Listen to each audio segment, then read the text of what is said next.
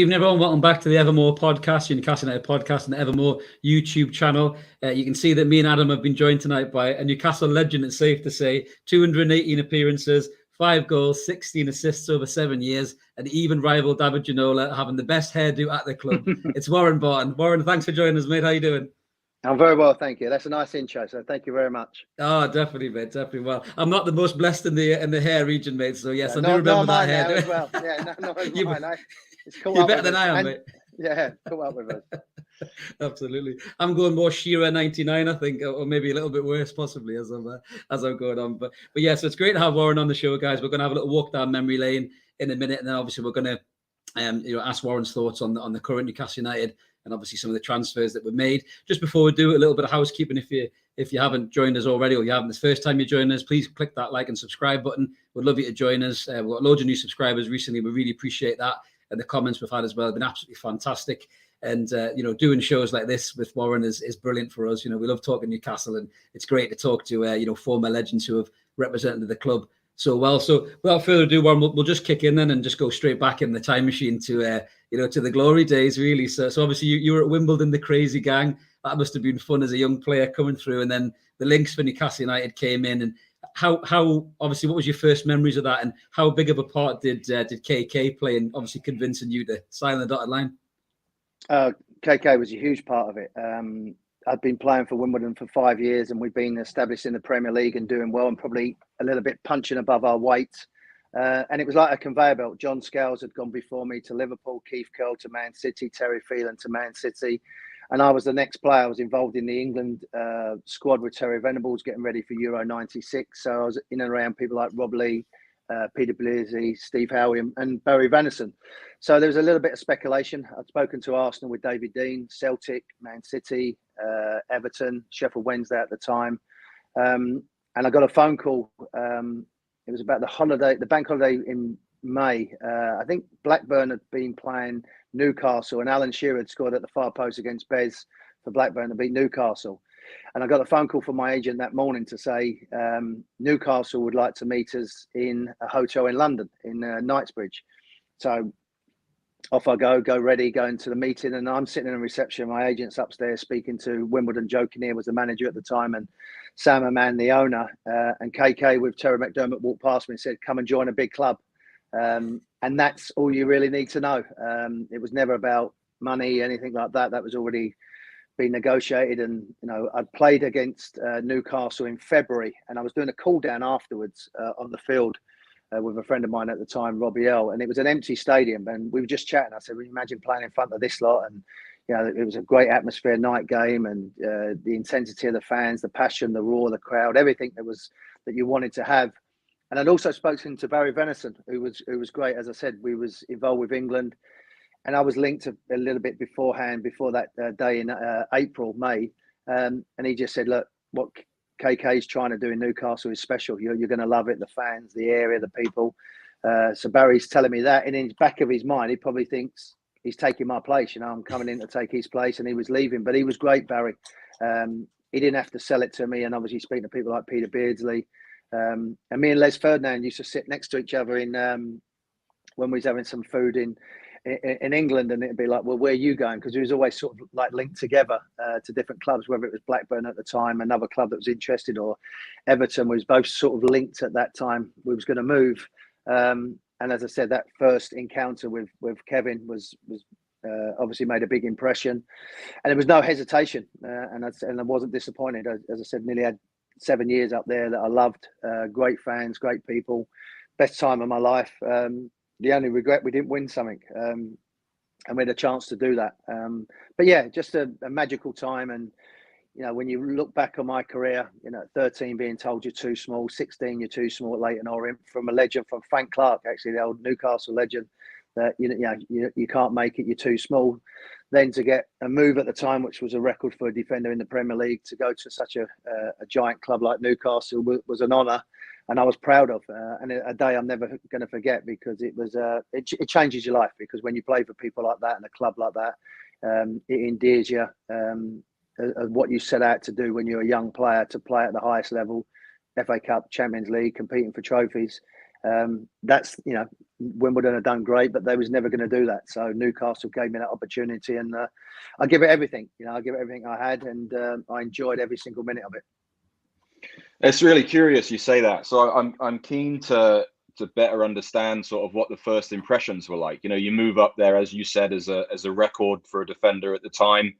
Did expectations weigh on you at all? What was it like sort of going into training with some of the new players, Ferdinand you mentioned, but also meeting some of the stars that Newcastle had at the time? Was it a difficult transition at all for you?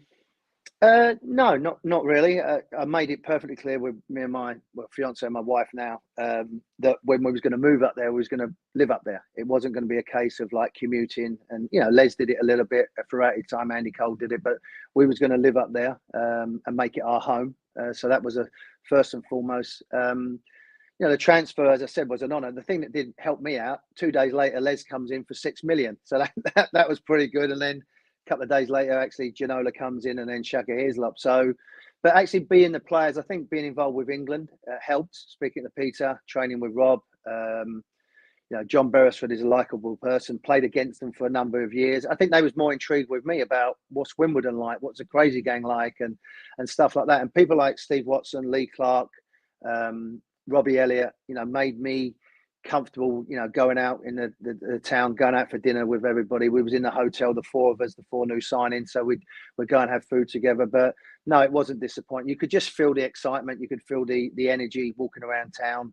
And as you said, the price tag was something that I was proud of, because as I said, in my career, I've been told twice, you're too small, not going to make it. All of a sudden someone's willing to pay that type of money for me. So it was a big honour. And obviously we hit the ground running. There was so much excitement, very similar to what we're seeing now. People queuing for tickets, people queuing for shirts. And obviously Sir John Hall had built up an empire as well with the Metro Centre, and there was basketball teams, hockey teams, and rugby as well. So it was a real exciting time to be around, and it didn't disappoint. Pulling into Maiden Castle for pre-season, 4,000 or 5,000 people watching you train. I wouldn't get that for a Premier League game for Wimbledon. So that was a little bit of an unknown, but you can soon gravitate to that. And like I said, I was educated quite quickly about what it means to play for Newcastle and the expectations that come with it, with the fans, getting to know the people, the area. It was a big part of what we did, and we really had a special connection, particularly that group of players, with the fans. And I think you still see that now when Les goes there, David goes there. Shaka was obviously three-man of the city, and likes of Rob Lee when he goes back up there. It was a real close contact with the fans and the people. Obviously, it's a new generations of fans now, and they don't even know who we are. But there was a lot of people that we had a good contact with and a connection with as well. No, that's great, Warren. But we've got some love coming in for you in the comments as well from Newcastle fans. So they're probably round about our generation, I'd imagine, that remember what a great job you did at the club as well. But I'm surprised they know how to do the technology. The kids must be telling them. Yeah, the daughters are doing it for them. I'll do it for you. I'll do it for you. You don't want to cut him off. You're doing the wrong things. He ends up coming out in the stream, absolutely. But it's interesting because we were looking at some of the games as well, in terms of putting a question to you about this, and some of the huge games that you played in, mate. Obviously the Manchester United 5-0, the Barcelona 3-2. I was looking at it and I kept seeing you on the park, and I thought, God, what it must have been like to be involved in those games. Did you have a personal favourite looking back at those games? Is the one that jumps out to you straight away?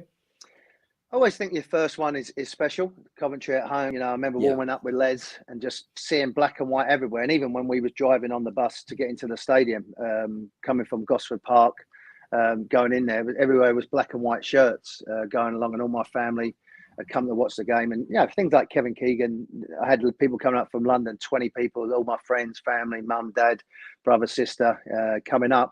And Kevin got the tickets for them, made sure someone picked them up, put them in a hotel. So them type of things. That's behind the scenes that Kevin did. He'd never forget someone's birthday or anniversary for someone. He was great like that. But so that was always a special one, the first game. And obviously we hit the ground running. Les got a goal, which was great for him, and we won 3-0. You said about it, but not only playing in the Champions League, but you're playing Barcelona at home, arguably one of the biggest clubs, iconic clubs in the world, with Figo, Rivaldo, these type of players. You're playing Luis Enrique, and you end up, after an hour, beating them 3-0. We had to hang on at the death a little bit, but Tino was on fire. The Man United one's special because there was so much revenge in the air. No one had to say a word to David Ginola. He was so fired up and ready to play. And then, the fairy tale of Philip Albert's chip going forward. But the one that, and it's quite ironic, we're playing Nottingham Forest first game of the season at home this year. And we beat them 5-0 at home. And I had a pretty decent game, a couple of assists here and there. And, got us in the Champions League. First and foremost, we had to win, and we won comfortably 5-0, as I said. And then all of a sudden it started filtering out that the Mackhams got relegated, and so did the Smoggy. So that was quite an eventful evening in the Quayside that night, because we're in the Champions League and them lot are playing in the lower league. So that was quite nice, that game. But like I said, and it's not a lie, every single game I love. But there's certain ones, your first game, the 5-0. The games that you played. There's a couple that I want to forget as well. So there's some that I love to have, but there's a few that I want to forget. But yeah, as I said, I loved it. Walking down, coming out to the stadium, and I'm never going to get that feeling again. And that's why I want the players that now, with the excitement, the new ownership, the new fans, the new signings, we had that for 7-8 years. And we had that connection, and it'd be lovely if that can be for the next 7-8 years for this group of players and this ownership. So that the fans deserve it, the city deserve it. So hopefully we can get it. But yeah, they're the games that really pop into my mind going forward. And as I said, there's one or two that I've actually put at the back of my mind. It's great when you get old because you forget things. So I can't remember the bad games that people remind me about. So it's fine. That's a good segue, actually. We want to obviously talk about the current Newcastle squad and the current ownership and so on. But I wanted to ask you about your trip back last year. If I remember correctly, you went to the Cambridge game right after Kieran Trippier had signed. So maybe talk about Trippier a little bit as a former right back. But what was that like going back right after the takeover and seeing that different ownership model in live action, so to speak? Yeah, I'd been back a couple of years before, and I took my youngest son on a tour to England. And then we went up to Newcastle to play a friendly game with the kids. I think there was like U14s, young kids playing.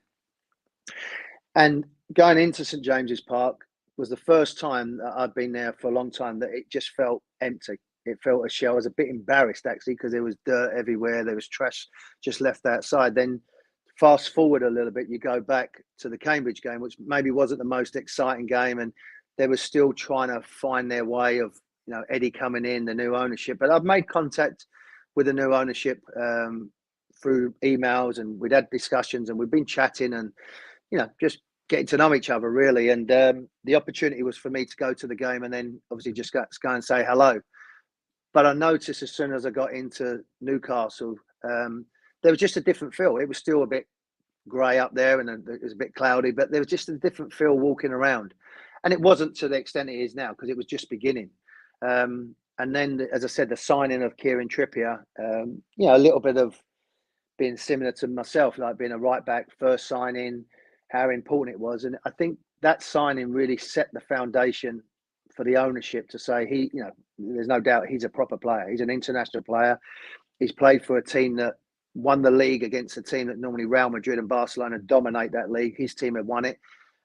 Played under one of the most astute tactical coaches with Simeone for a number of years. And his pedigree speaks for himself. So he was a proper player. And, I was excited to see him. It's unfortunate he got injured. But I think he laid the foundations, where, not saying it, but like obviously Les come, David come. And the other players was like intrigued. Well, if he's gone there, then why don't I go there? And then Target come. Bruno was the icing on the cake. Another player, it didn't take you too long to realise that he's going to be there for long term and you're going to build a team around someone like him. There's certain players that come into another group of players and they're a little bit above that, and Ginola and whether it's Peter Beardsley, them type of players, just have that little bit more than the normal players. And Bruno had that. So I think it was special for Kieran Trippier to come in and obviously the goals that he got, and unfortunately he got injured, but it laid the foundation and there was a good atmosphere. There was a good feeling, even in some difficult times, the draws that we had afterwards, it's sort of, okay, we're going to get it right. We're going to get it right. And then the confidence started coming, then the tactics from Eddie started coming in, the belief, the change of, remarkable really when you think of Joe Linton and John Joe Shelby, that was probably, looking to get out the door as quick as they can. has transformed them players. And I think that's a sign of a good manager, that not only bringing players in and integrating them players straight away to a system and to an idea and a training regime, but to also make players that are already there better. That was actually probably the worst players in the team, to make them big players. And then to get the goal at Ellen Road, I think that was a huge turning point for everybody to do that. Then the belief started coming, and it snowballed. But Trippier started that. And the owners, I would guess, if you like, is that they was a little bit overwhelmed by the love and support that the fans gave them, and maybe felt a little bit obliged that we better do what we plan to do, and started talking about investing in the women's game, start investing in the stadium, and a small thing like cleaning the windows. It's a small thing, but it got that they understood. Yeah. Eddie Howe leaving the training ground at 11 o'clock. It could have been quite easy for him to put his head down, making out he's on his phone, but he stopped the car, spoke to the fans, signed the autograph. That tells me they get it, and Trippier gets it, and then the rest has been bringing in, top class player, and goalkeeper comes in, centre half comes in. I'd love to see maybe one or two offensive players come in. I think we can grow in that area as well with genuine pace. Obviously great if we can keep Wilson fit going forward, which is going to be a tough ask, but because of his record, but he's good enough to go along, and it's just snowballed from there. But it was a total night and day from where I was to that first time going back to obviously the game. All right, we got beaten by Cambridge, so that was another bit of an anticlimax. It was great seeing people like Brian Kilcline that was there, and just chatting to him, because it was very similar. He said, like, when KK picked him up in the old First Division and said, look, we need to get out of here to get here. Peacock, Kelly, them type of players, Liam O'Brien, get them out, and then you can bring in a Rob Lee, then you can bring in a David Batty, Ginola, these type of players to try and get to the promised land. But it was great seeing someone like him and the affection that the fans had for him, because he started it. It was that group of players that started it, with Venners actually, that come in there, Bracewell, that pushed it on. And as I said, it was nice to go back, spoke to the owner, chatting to him, and you could just tell they had an idea, they had a plan, they had a philosophy, they had a long-term goal. But as I said, I think they was overwhelmed by the support and love that they did. The food bank outside, going to support that. All the small things that the fans appreciate so much. It's not like kissing my badge and taking my shirt. They don't. That's the other things that the fans appreciate. It's giving a bit of time. It's helping someone. It's listening to someone say, I remember going out with me and my wife for something to eat in the quayside, and three fellas that have been on a Christmas party sat down for an hour talking about where we're going wrong. But you can't get up and walk away because they've just bought you another drink. So you've got to stay there and chat to them. It's the things like that, And what's wonderful, you're seeing that connection with the new group of fans, the new owners that are coming in, and that's a special thing. That's a special thing, because Sir John did that, Freddie did it, and that's what that special connection was coming from top to bottom, and we're seeing that at the moment. Yeah, that's so many great points there. I mean, there really is a whole generation of Newcastle fans that only knew the previous owner and how the club was under that previous ownership. You mentioned it a little bit there. I want to ask you what you think of this transfer window so far. I mean, we're only a month or so into it. Three players in, all on the defensive side. Love your opinion on Sven Botman, obviously. But where do you think we need to go next? I think it's probably a striker, maybe a winger. What are your thoughts on that? Where do we go from here? Yeah, I think it's every department. Maybe another box-to-box midfield player. Not saying that we haven't got them, but you can maybe play a diamond in midfield. You can play three in midfield. You can play flat back four where they've got some energy. A forward, as I touched on, I think another player which they're still looking at. What I've loved is that transfer window, we haven't been bullied into a situation. They obviously wanted the player in January. That didn't materialise, but they went out and got. Instead of us being end of the transfer window, seeing what's left, we're going toe to toe with AC Milan, who actually just won the Scudetto for the first time in 11 years. We're outbidding them.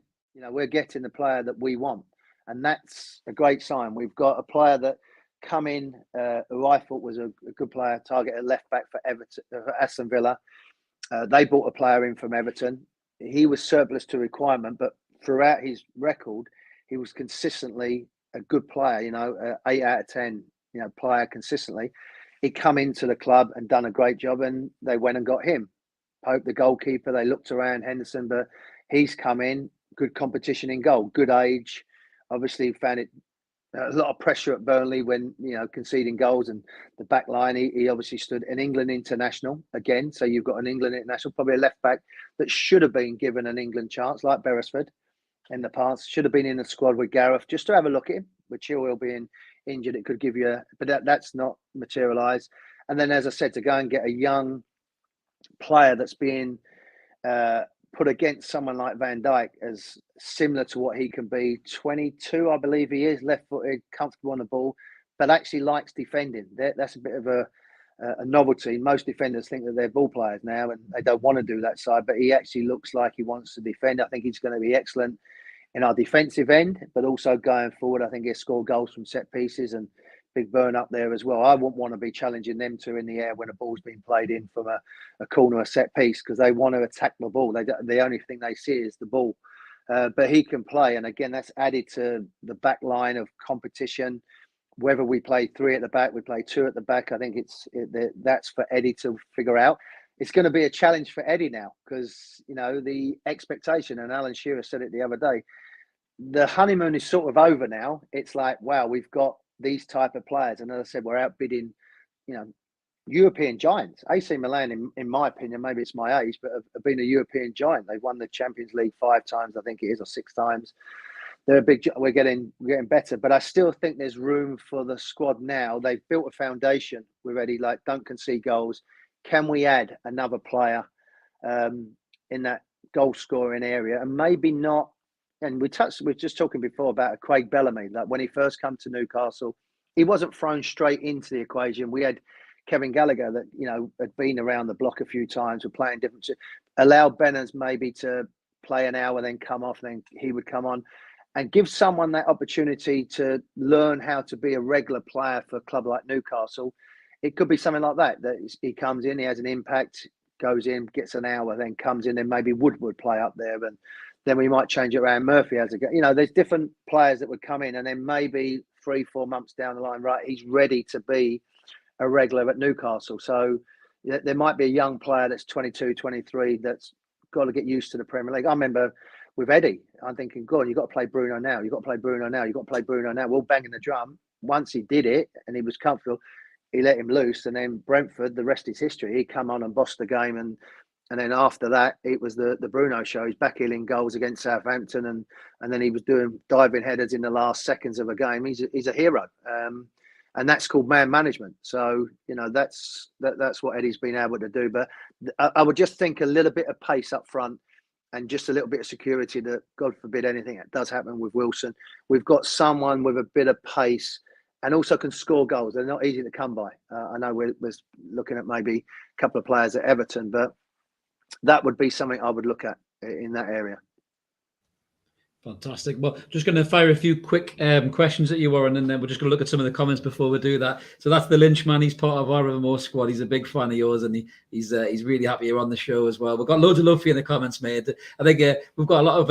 If you look at our kind of analytics in terms of the age bracket, we do have quite a lot of listeners. Oh, right. You didn't need to bring that up. You didn't need to say. Yeah, you didn't say. You can tell by the way they're typing it. Very slowly. Yeah, very slowly with one finger. There's no problem with that. A couple of missed words, possibly. Yeah, misspelled words. Yeah. I don't know what emoji is anyway. We're fine. We don't know what emoji is. We're good. Yeah, they've got loads of them coming in as well, mate. So yeah, it's great to see so much love for former players like yourself who've obviously represented the club so well. But just a couple of quick fire questions, a little bit of fun actually, Warren, as well. So just you mentioned the quayside there.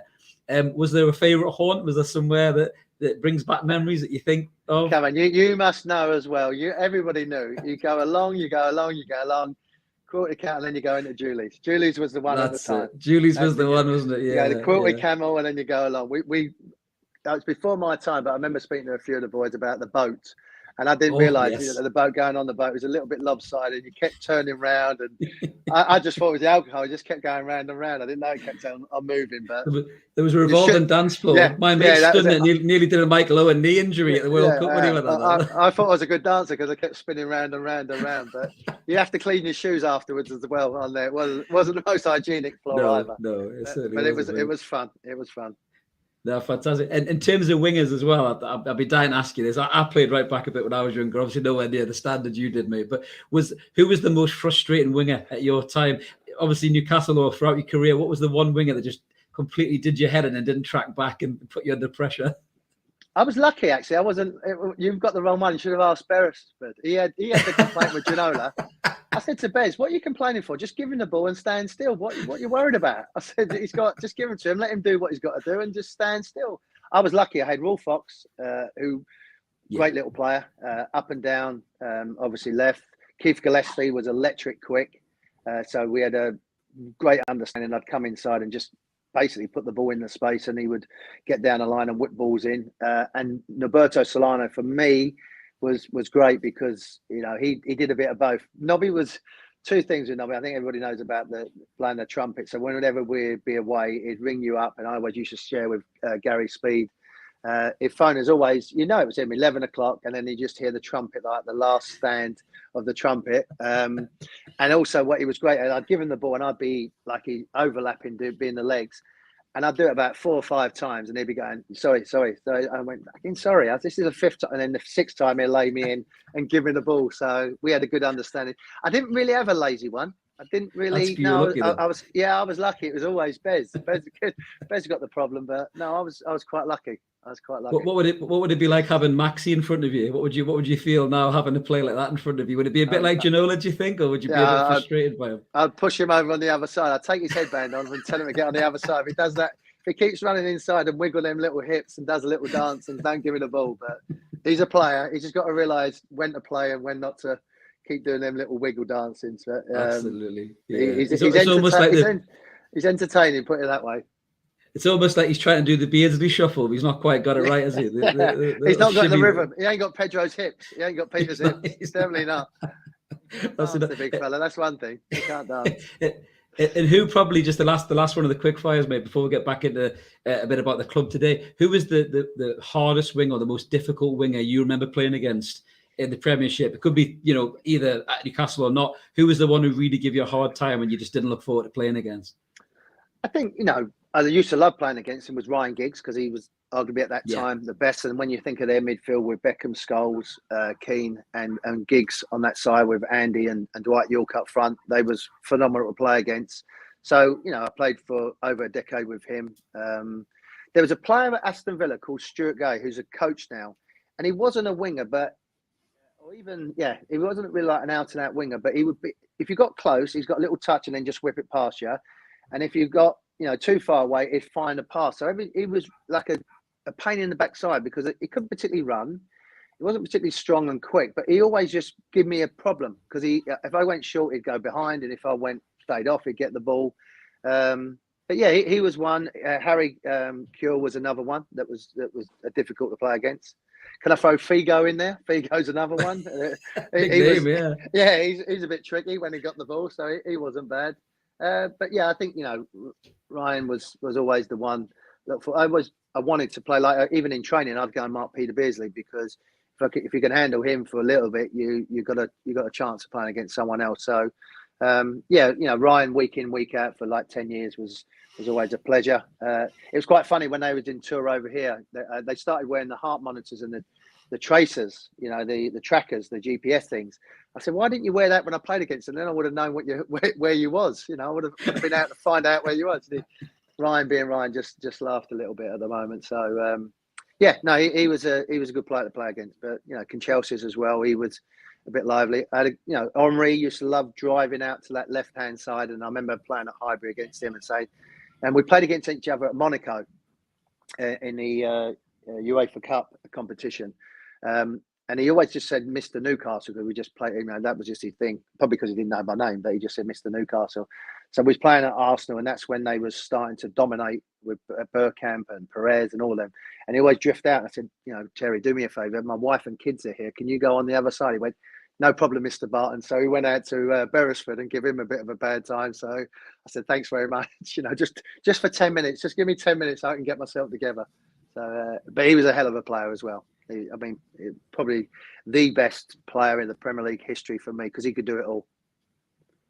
Absolutely. I think overall, like you say, probably the best player in the Premier League. Yeah. Obviously, Alan was the best goal scorer, but I think Henry was the best player, as you say. As a I have, package, as a package with like his image, what he could do with the ball, how quick he just sort of lifted the Premier League to that another level of like world-star players. And yeah, he was a joy to play against, and a lovely man.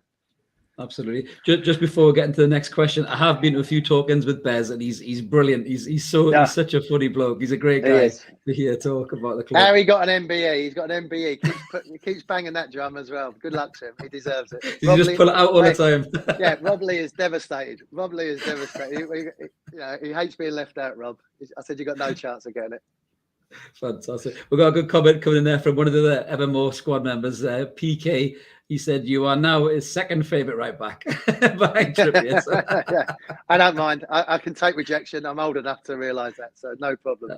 Absolutely, yeah. And he's mentioned there about similarities between the new ownership and John Hall. I think you mentioned that a bit before, Warren. You can almost see it turning back to the good days that you guys were right up there pushing for the title. And it kind of plays into the question I was going to ask you. Realistically, with the new additions, where do you see Eddie and the lads kind of aiming for next season? You know, where do you think the target will be? And then realistically, where do you think we possibly might finish, you know, from your point of view? I think the target would be top 8.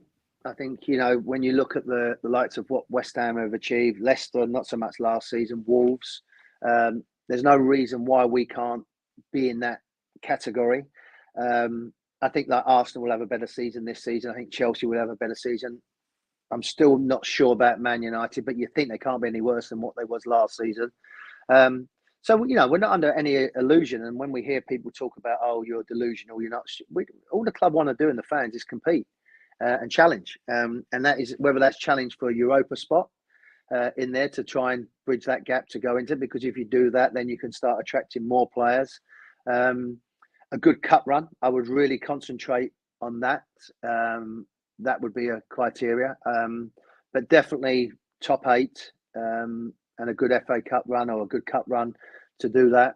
Realistically, it's a tough league, but the new teams coming in, Fulham, Bournemouth, you think, well, we'll be all right with them. You know, I think it is realistically, and it's got to be a target to be in the top 8. I can't, if you start saying top 10, I think you're selling yourself short, because I think momentum's a big thing, and we've still got that feel-good factor. And people might say, well, you're never going to do what you did last year. You're never going to get that goal in the last minute. But, you know, we didn't win a game for the first 15, was it? Correct me if I'm wrong, whatever it was. So the chances are we're going to win more games before that turn. But we may not win 11 games in the last, whatever it was, because it was only us and Liverpool that had the best run. So, but when you weigh it up over the course of the season, I think the ambitions, and it should be, Newcastle should be challenging in the top for Europa spots. And then after that, once we get a couple of more additions, ultimately it's trying to challenge and to get into the Champions League. That's got to be. That has to be the mindset. And people may say, well, that's not realistic. It's not. But you've got to. It's Newcastle. We've got to go in there. We've got owners that are going to be, you know, determined to do well. You've got fans that expect you to challenge and compete, and you've got to make St James's a fortress that people don't want to come up there and enjoy playing up there, where in the past people have loved being up there because the fans have not had anything to cheer about. They get on the players' backs and the players couldn't handle it. You've got to make it, you've got to win the game in the first 15, 20 minutes like we used to do.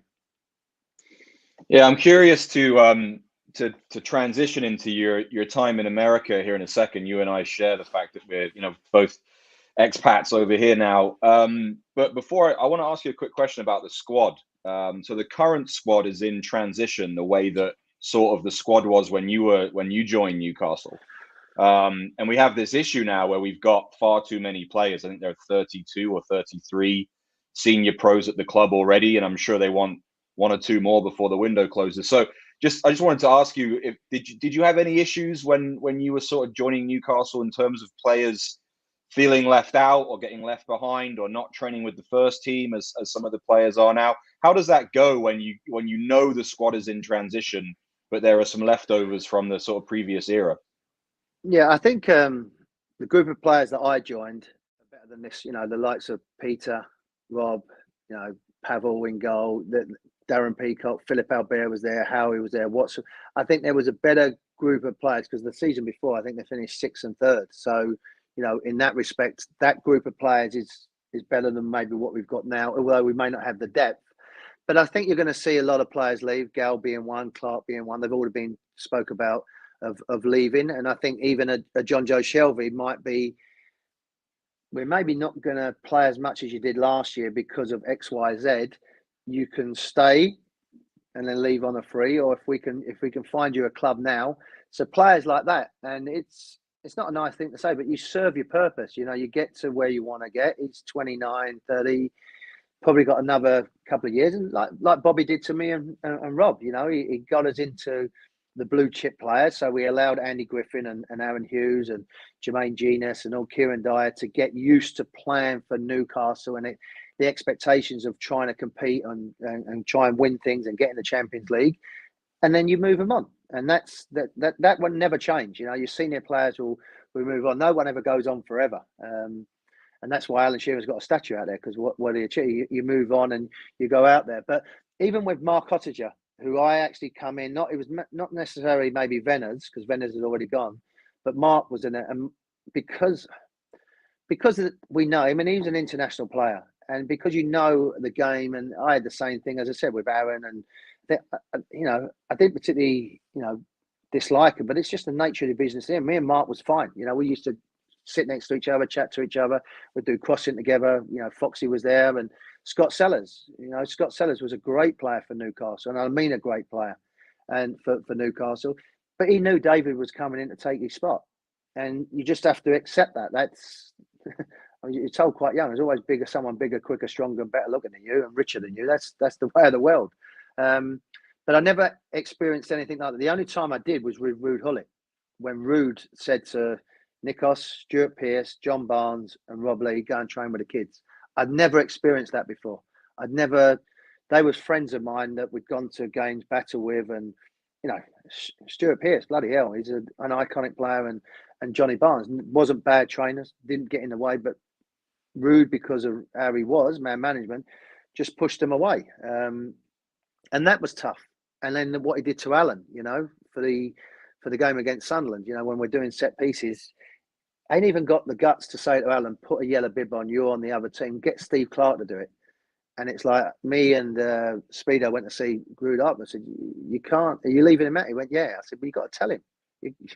He's your captain. You got to at least have the decency. He went, well, no one ever told me. And I said, well, with all due respect, Ruud, you never got dropped at AC Milan. You was European Player of the Year twice. He said, well, I ain't telling it. I said, well, and then the rest is history. We lose the game. Ruud knew it was coming. Then Big Duncan and Al was banging at the door at 8 o'clock to see where he was. He's already on a KLM airplane back to Amsterdam, out of the way. Didn't face the music. So that's the only time, really, I've seen a little bit of hostility with players not playing. And, there was, your mates are over there. So that's the only time. Marcelino was another one where never really integrated with everybody, but we never really pushed him away. It was just like, you're taking the piss a little bit, just train or do one thing or the other, and so that was the only thing. But yeah, I've never experienced that apart from the Ruud Gullit situation. Yeah, interesting. I think there's going to be more and more of that in Newcastle over the next couple of years, probably. And the reality is, a lot of these players should have been transitioned under the previous ownership. The likes of Dwight Gale getting 3-year contracts at 30 years old. Even Kieran Clark, I think, has 2 years left on his contract. Just should have been transitioned at an earlier point. I want to just move now, if you don't mind, to your time over in America. What brought you over here? I think you were doing your badges in England, if I'm not wrong, and then you moved over here with your family. So talk a little bit about the transition and how did you end up on the West Coast when I ended up in snowy Minneapolis? Talk to me about that. Well, there you go, snowy Minneapolis. That's why I didn't end up there. Oh, I think we lost him. Oh, we possibly just lost. Yeah. So that's what I'm saying. It was Minnesota. It was the weather. It was the snow. Even there. So, me and my family, my wife, and the kids, we'd love coming to America on holiday. Going to Miami, New York, come to California. We've got friends in Los Angeles. Just love the family feel good vibe that was around, and the positivity that was in America. sometimes you can't say that now the way things are going on. But that's a whole new another story. Well, it's not another story because it's been going on far too much. But with what's been going on with kids at school and stuff like that, so that's frightening. But that's another thing. I won't get into that. But it was about the lifestyle coming out here. And you was right. I was just finishing I'd done my B license, my A license with Stuart Pearce, and I was asked to go on my pro license. At the time, it was invitation only. So I'd been doing my pro license and had that opportunity. But I was doing, they call them like camps for players that wasn't making it in England, but I had academic was very good. So college is huge over here. You can play football and get an education, being at some of the schools, whether it's like Stanford or UCLA or wherever it might be, Dartmouth, Ivy League school, get a great education, but also play sports. So I was working for a company that was based in America, but identifying young players that had good grades, good academics, and bringing them over. So that's how I got introduced into the American system of how it worked. And then England played the US at Wembley, the new Wembley, when it opened. And I was doing like a question and answer with Peter Shilton, and Kelly Dalglish was actually hosting it at the time. And there was a guy from Fox there called Dermot McQuarrie. Fox is part of Sky. I've been working with Sky, and Fox is big over here at the time doing the Premier League, Champions League. And I spoke to Dermot. He liked the way I was doing the question and answer. Actually spoke to him and said, look, I'm actually coming out to America. He said, here's my card, come and have a conversation. So a friend of mine had been coming out to America on the West Coast. And, we liked San Francisco. Los Angeles, I didn't like it. It was traffic. It was remind me of London and how it was. A friend of mine said, go down to San Diego, go and have a look down there. What do you think? So I went down there in October, January, 65 degrees, 70 degrees, beautiful place. I said, sold. I didn't, that'd do me. It doesn't take a lot. If anyone knows me, I love a bit of sunshine. So we did that 14 years ago, 2008, got my green card through the coaching as having a pro license. Then I worked with Galaxy for a while with them. Funny enough, Ruud Gullit was the coach, but he got sacked a couple of weeks before, and Bruce Arena took over. So the academy was just starting off over here, which was great for me for learning curve. But then Fox really kicked in, and I was doing a lot of media with them, 5-6 days a week, and made San Diego our base. So the kids have been here since they was like 10, 8, and 4, my boys. And we love the lifestyle and the quality of life that you have here. When they used to finish school at 2 o'clock, their playground, instead of what it used to be in London, was in the pouring rain, stuck in a room trying to occupy, and they go down the beach and they go and play on the sand for like 8 hours a day and do that. So it's a quality of life. The game is involved. It's got got more and more interest in the money that's being spent on the MLS, and I've been doing the media stuff since. But I'm itching to get into coaching. I want to try and I spoke to Adrian Heath, funny enough, at Minnesota. I spoke to Adrian, spoke to Phil Neville, went out to Inter Miami, spoke to Peter Vernies at Kansas. So, yeah, I'm trying to go out there, but, I'm lucky enough with the lifestyle out here. And I really don't mind if you go into Starbucks and someone says, have a nice day, and they really don't mean it. I don't really care, because in England, they throw a cup of tea at you and don't even say anything. So, I'd rather someone saying, have a nice day and hope things are going. And even if they don't mean it, I really don't care. It's just someone being nice to you, which is not the normal. I was just going to say, is there anything from the UK that you particularly miss when you're over there, Warren? No, I do. I do. I miss my family. I miss my mum, my brother and sister. I love England. I love, there's a lot of things I love about it. And, I miss the intensity. I think maybe you might experience this as well in America. Soccer's not there yet. Football's not there. The intensity of like the game and the passion and it's getting there, but it's still, you've got basketball, you've got NFL, you've got baseball. So you're up against so many sports. We've just had the playoffs with the Stanley Cup. So there's so much sports going on, but I do miss England getting there, a bit of banter here and there and little one-liners, which sometimes you say to an American and they're not sure what you mean, and it's like, that was actually a joke, but you learn that pretty quickly. But yeah, I love England. I love it. I'm proud of it. I love the Queen Jubilee that's just been going on and everything else.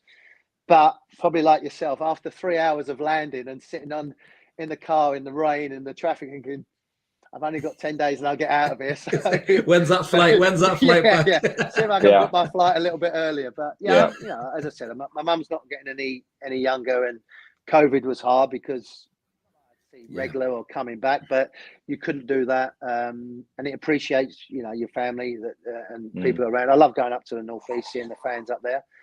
People ask me, if they offered you a job, would you take it? Probably that would be the only one, as much as I love it out here. I think my wife would kill me if she heard me saying it, but, it's a special place. But, I've made my life here. It's 14 years. My kids are happy here, as you would expect. But they also love London. They love England. They love London. They love going back. They love the football. So we'll see how that pans out. But yeah, it's not too bad at the moment. Yeah, 18 years for me, mate. 18 years next month, actually. Kind of crazy. And you still haven't moved. No, well, I was in Indiana originally, which isn't much better, but yeah. I was going to say you can pick them, can't you? He's got the heating turned up full in the background there. He ain't seen the sun for 6 months. But at least I know what you say. You get the seasons. Yes, certainly. You do. Certainly. You get the snow, the rain, the wind, and the cold. You get the seasons. Yeah, no doubt. No doubt. That's just like Whitley Bay, Warren. I get that every day. Exactly. Yeah. Kind of just blows through. It's about 10 minutes worth of 4 seasons. Yeah, I had 38 years of that. So yeah, that's gone now. I was going to say, just if I can just take you back a bit for the management. Actually, it was a good little bit of insight there. The Ruud Gullit years. You obviously worked under a few different managers during your time. He's gone off there. Maybe some technical difficulties, possibly. We'll wait to try and get Warren back. Just there's been a few comments there just while Warren's checking the technical glitch. He's come back. There he is. So I'm here. You're okay, mate. No problem. I was just saying about the management, the managers you worked under, Warren. There's some big names there. Obviously KK, Dalglish, Bobby. Obviously Ruud Gullit. It was disastrous, wasn't he? But which one of those managers really do you feel got the best out of you, and you kind of felt you resonated with better? Out of those massive names. Listen, even with Ruud, I learned a lot off of Ruud, certain things about the game. And I'd always pick his brains about Italy and how they did the diet and the tactics and, how they, I was always trying to learn and get better as a coach. And obviously KK, for me, was a big part of the reason of going to Newcastle. Not only, and it's not a sales pitch like, the fan, I'm not saying that, it's always been my dream. But when KK said it, then it became a dream and everything else fell into place. So I'm not going to try and sell you something that, it was my dream and it was great. Kevin was a big part of that, and then to be part of that entertainers was something that I'm never going to forget and always be proud of what we did. But as Kenny Dalglish was great in the terms of how he looked after us as players. With the media, he didn't, because of what happened in the past, he didn't endear himself with the local press and the local people, and then he changed it where the training ground didn't want the fans to go. There were certain things that. But for me and players, Kenny was brilliant, how he was. But when you put a package together, when you want a manager that could do the whole shebang and do the whole lot, know the club, know the tactics, manage people, know the fans, know the media, deal with the chairman, deal with the ownership. So Bobby was the best. He was a gentleman. I learned so much of him as a person, about how to treat people, how to value people, and I'd always with Bobby, asking things, how it was with England, or when he was in Porto, when he was in Holland, when he was in Barcelona. I think we've all watched the documentary talking about, when he was there and what he had to deal with, and the dignity that he did it, and the right to do the things the right way. People say, well, he should have done this, he should have walked out. For him, that's not the right way. The right way was to do it the right way, the correct way. And I can't speak highly of him. We miss him in the club. I think he'd be looking down at now and doing that little skip and a dance, seeing everybody celebrating and the flags and people going around. And he would have been a great void for Eddie to speak to, like he's reached out to KK. But for me, Sir Bobby Robson is what Newcastle should be about. If you can mirror a manager to a football club, that's what it should be. And we've had great managers. We've had good managers throughout the time, going back to the 50s and Warjackie in the FA Cup, Harvey. We've had great managers. But when you think of a package of what a manager should be for Newcastle, and I'm talking about Newcastle, every club's different, but this is a special football club. He understood everything there was about the club, whether it was people in the office, whether it was people in the canteen, people in the terrace, or Alan Shearer. He had no problems communicating with anybody. And as I said, we miss him. And there's a lot of things in my life as I've got older, I try and give to my kids, that's how you should be. And they say, well, there's nothing wrong with doing what he did and the way he lived his life and the way he was and the way he just was involved in the game. And I said I learned so much off of him.